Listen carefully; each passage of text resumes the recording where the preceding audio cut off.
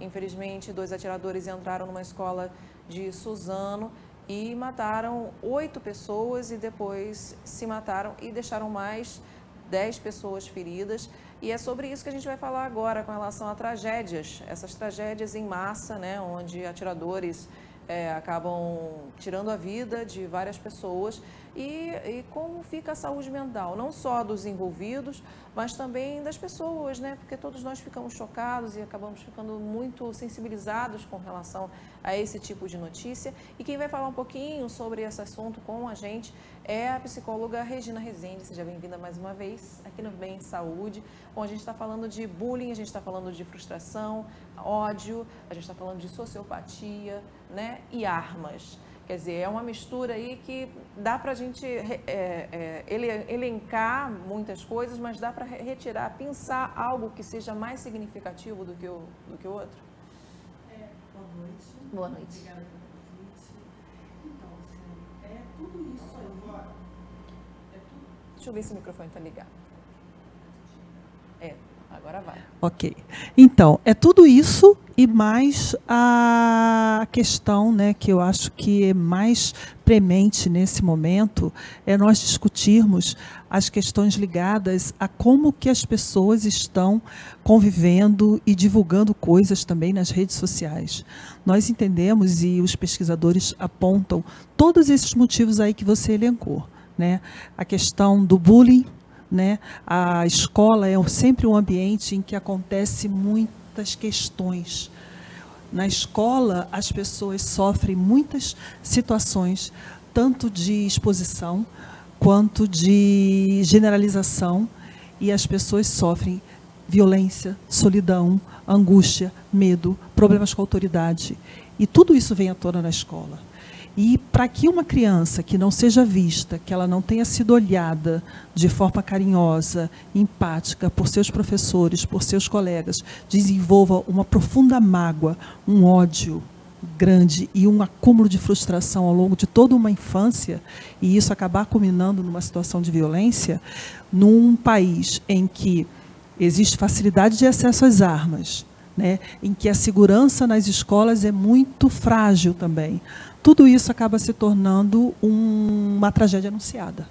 Mais cedo ou mais tarde isso pode acontecer, e não é um evento só no Brasil, isso é uma coisa mundial, desde os eventos em Columbine, que isso vem acontecendo por ano. Em 2018, foram cerca de 113 jovens que foram assassinados nas escolas nos Estados Unidos. Um país que, teoricamente, tem um sistema de segurança mais importante e mais rígido que o nosso. E isso acontece lá, também por conta do acesso às armas. Então, é caso de estudo. Os cientistas, os antropólogos, os psicólogos se debruçam sobre essa questão e estudam muito, principalmente como evitar, como prevenir esse tipo de situação nas escolas e em outros lugares, como aconteceu lá na Nova Zelândia também, né, que foi na mesma semana, praticamente. E aí, especificamente, na Nova Zelândia, foi por motivos teoricamente religiosos, sim, né? Sim. Então, exatamente, a próxima pergunta é sobre isso.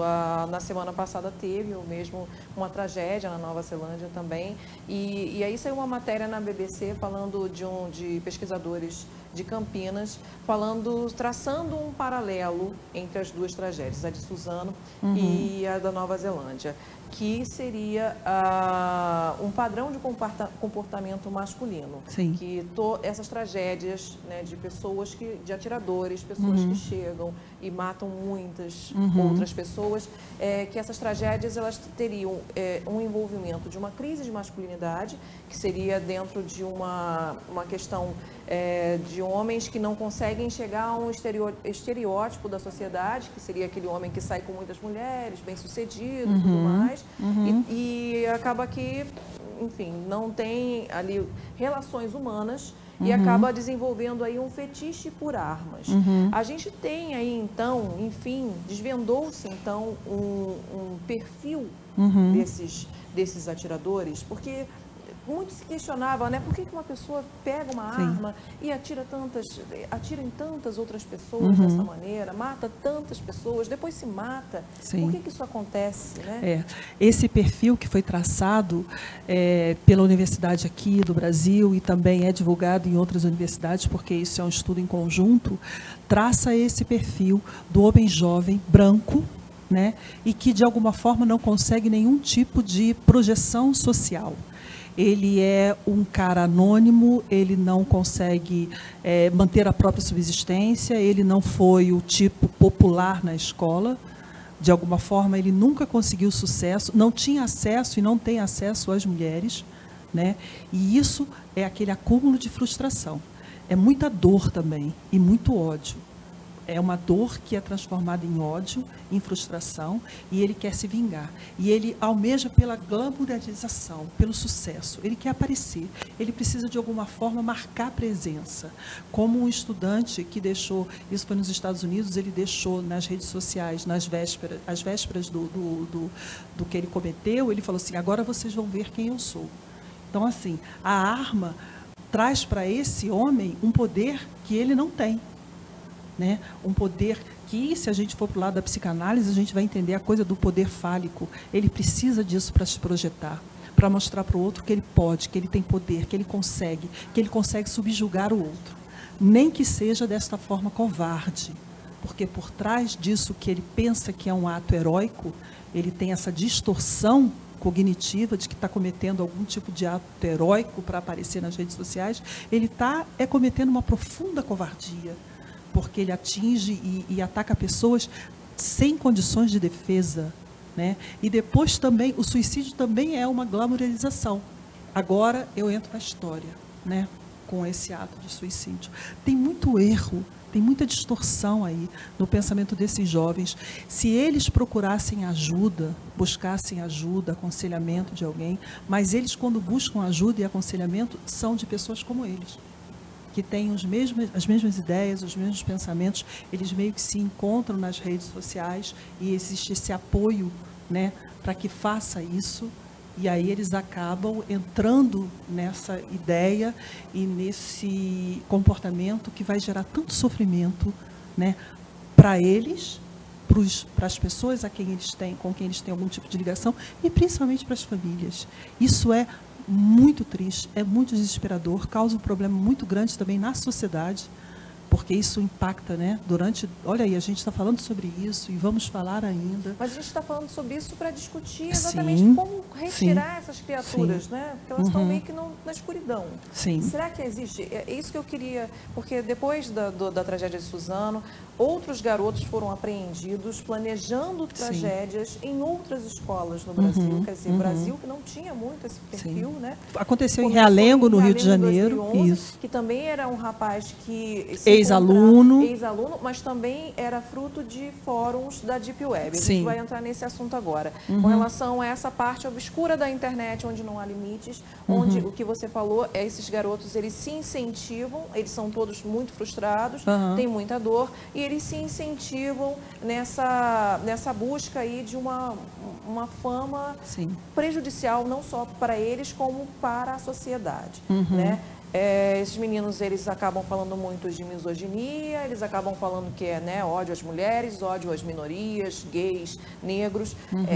Tem como retirar um adolescente desse estado, quando ele mergulha nesse tipo de local, nesse tipo de fórum? Quer dizer, como é que os pais, o pai, a mãe que está nos assistindo, o tio, o avô, como era o caso do outro garoto que vivia com o avô, a mãe tinha problemas com dependência química, quer dizer, não tinha tanta proximidade, mas o avô estava ali muito junto, a avó estava ali muito junto. Tem como você perceber que a criança, o adolescente, está se afundando mesmo nesse tipo de terreno, de pensamento, de ódio? Sabe o que a gente percebe, Luciane? Que, normalmente, os jovens que partem para esse tipo de comportamento, eles têm um pensamento e um sentimento do tipo, eu não tenho nada a perder. Eu não tenho nada a perder. Ou seja, eu não tenho ninguém que se importe comigo, eu não tenho ninguém que me ame, eu não sou importante para ninguém, eu não tenho nada a perder.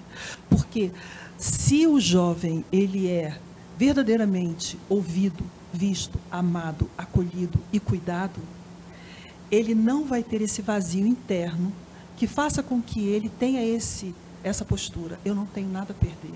Não, eu tenho minha avó, eu tenho meu avô, eu tenho minha mãe, eu tenho meu pai, eu tenho meu padrinho, entendeu? São jovens muito sós. Então, assim, eu acho que da parte do Estado é necessário um trabalho sério de inteligência para vasculhar, porque, por exemplo, se você colocar na internet alguma coisa pesquisando nudes infantis, isso vai acionar um sinal vermelho em algum lugar. E eles podem aparecer na sua casa. É assim na maioria dos países do mundo. Então, assim, isso também precisa ser feito pelo Estado. Determinados sites, determinados conteúdos têm que chamar a atenção do Estado. Olha, tem pessoas acionando isso aqui, tem pessoas pesquisando esse tipo de coisa. E, no caso das famílias, as famílias precisam saber exatamente tudo que as crianças acessam na internet. Isso tem sido dito. Você precisa saber qual é o conteúdo do Google que ele acessa, quais são os vídeos que ele assiste, que tipo de jogo ele joga na internet, entendeu? Porque o jovem está em formação de personalidade. E dependendo do conteúdo que ele acessa, da informação que ele tem, isso vai somar na personalidade dele e vai somar de forma negativa, para o bem ou para o mal. Com certeza. Então, se ele acessa conteúdos muito violentos, se ele tem informações que acendam uma preocupação, fica ligado, procura ajuda. Por que você está fazendo isso? Por que você se interessa por isso? Por que você se interessa por armas? Por que você pesquisa armas? Né? Por que você tem interesse por isso? Você é um jovem de 12, 13 anos. Fique atento, procure saber, né? E procure ajuda para esse jovem, porque ele pode provavelmente estar sendo contaminado por algum tipo de informação inadequada. Bom, a gente está já encerrando o programa, infelizmente o programa já é super curto e o assunto é muito denso, muito complexo. A gente está tentando dar uma pincelada, né? A ideia agora é trazer sempre, toda semana, alguém para falar sobre saúde mental aqui no Bem Saúde, porque a gente precisa discutir saúde mental no Brasil. A gente percebe que as pessoas estão realmente com muitas questões, o país está numa divisão absurda, as pessoas estão com muito ódio e é preciso discutir sobre isso. Agora, para finalizar, rapidamente, as pessoas que ficam expostas a esse tipo de notícia, né? Porque é uma notícia que abala quem fica acompanhando, e, enfim, é uma cobertura muito intensa. Essas pessoas, como elas podem se proteger? Quer dizer, tem algumas pessoas que são um pouco mais sensíveis a esse tipo de assunto, né? Eu, pelo menos, eu oriento alguns pacientes a não terem acesso demais à informação, porque isso faz mal, dependendo da sensibilidade da pessoa. Eu acho que uma coisa que pode blindar muito as pessoas é a fé. A fé ajuda muito e eu acho importante. Hoje, rapidamente, o Marcelo Gleiser, que é um grande, ganhou um prêmio Nobel de Espiritualidade, um cara que une ciência, filosofia e religião. Isso é incrível. Então, assim, a gente precisa abrir canais para isso. Então, assim, busca fé, busca força na fé, para poder você se blindar contra esse momento difícil que nós estamos vivendo. E se não for suficiente, procura ajuda psicológica, para que você consiga desenvolver resiliência para lidar com as coisas. E quem quiser saber mais sobre o assunto, como é que pode entrar em contato com você? O meu telefone é 5 vezes o número 9, 3118, e eu estou lá no edifício profissional. 5 vezes o número 9, 3118, e você fala com a psicóloga